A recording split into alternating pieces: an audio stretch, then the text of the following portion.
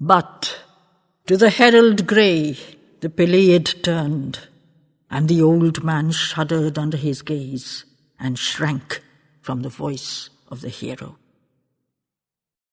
Thou to the tents of thy kings, Talthybius, herald of Argos, stand in the Argive assembly, voice of the strength of Achilles. Care not at all, though the greatest and fiercest be wroth with thy message. Deem not thyself, old man, as a body and flesh that is mortal, rather as living speech from the iron breast of the Hellene. Thus shalt thou cry to the vanquished chiefs who fled from a woman. Thus shalt thou speak my will to the brittle and fugitive legions.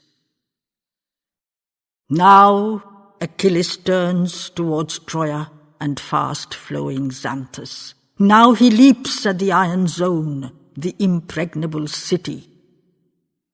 Two were the forms of the gods that o'erhung the sails of Pelides, when with a doubtful word in his soul he came wind-helped from Hellas, cleaving the Aegean deep towards the pine-crested vision of Ida.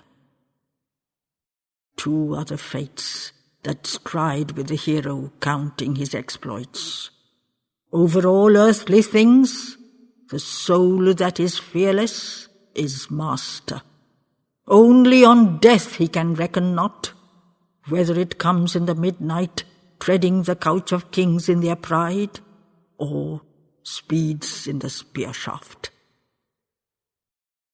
Now will I weigh down that double beam of the Olympian balance, claiming one of the equal fates that stand robed for the fighter.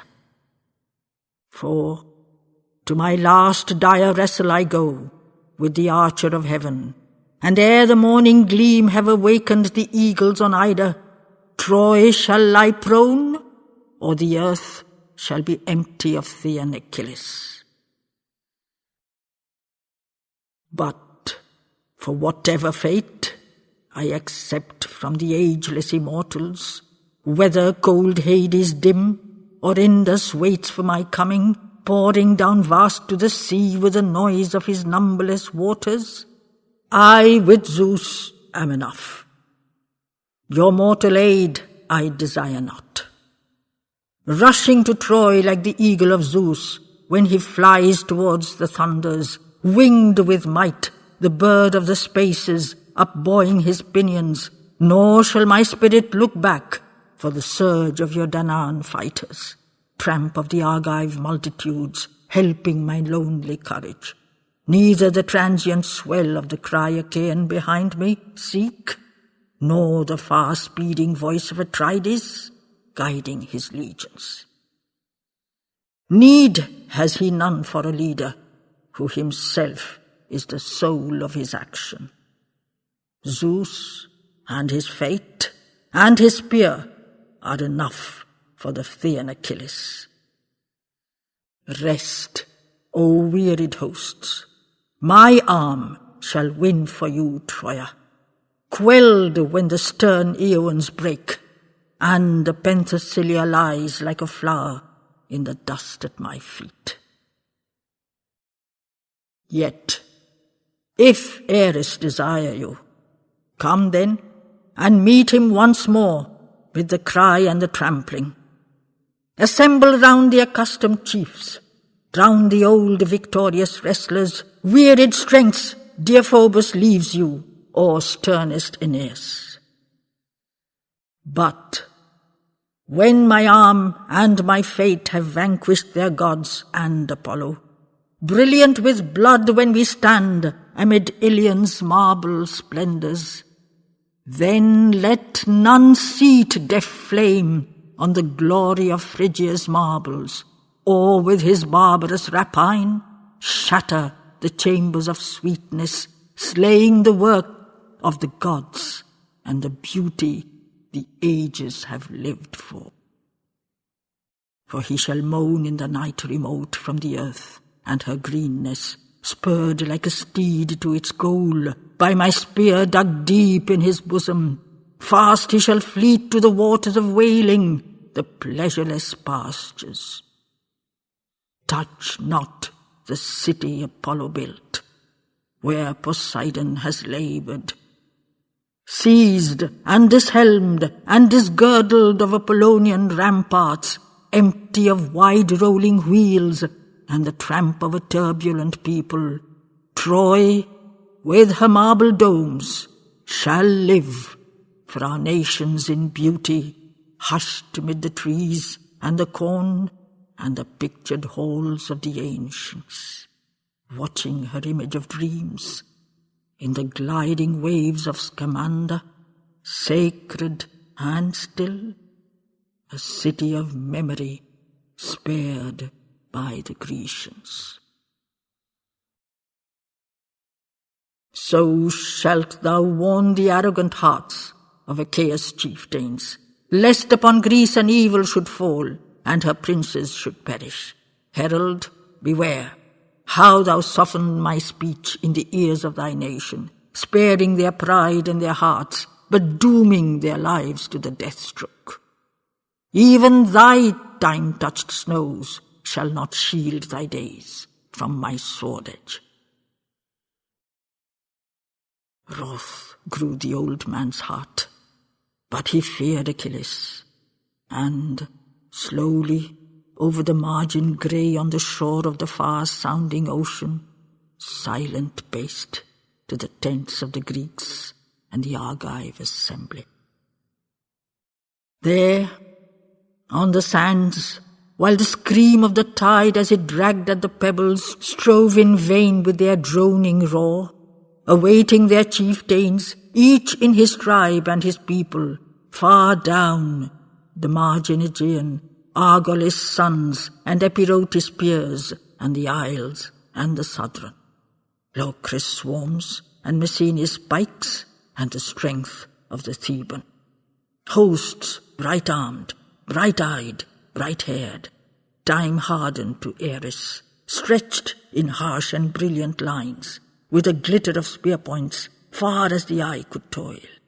All Europe, helmeted, armoured, swarmed upon Asia's coasts, disgorged from her ships in their hundreds. There, in the wide-winged tent of the council that peered o'er the margin, high where the grass and the meadow bloom failed on the sand-rifted sword edge, pouring his argent voice, Epeius spoke to the princes. Rapid in battle and speech, and even as boy in a courtyard tosses his ball in the air and changes his hands for the seizing, so he played with counsel and thought and rejoiced in his swiftness. But now a nearing fate he felt, and his impulse was silenced. Stilled were his thoughts by the message that speeds twixt our minds in their shadows, dumb, unthought, unphrased, to us dark, but the caverns of nature hear its cry when God's moment changing our fate comes wizard silently into our lives. And the spirit too knows, for it watches. Quiet he fell, and all men turned to the face of the herald. Mute and alone, through the ranks of the seated and silent princes, old Deiphobus paced, nor paused till he stood at the midmost, fronting that council of kings.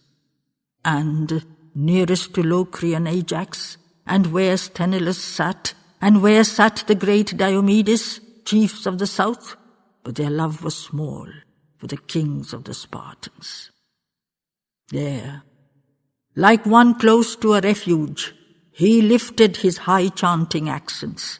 High was his voice, like the wind's when it whistles shrill o'er a forest, soul of all sounds at night, for the kite is at rest, and the tiger sleeps from the hunt returned in the deepest hush of the jungle. Hearken, O kings of the world, to the lonely will of the Phthian. One is the roar of the lion heard by the jungle's hundreds.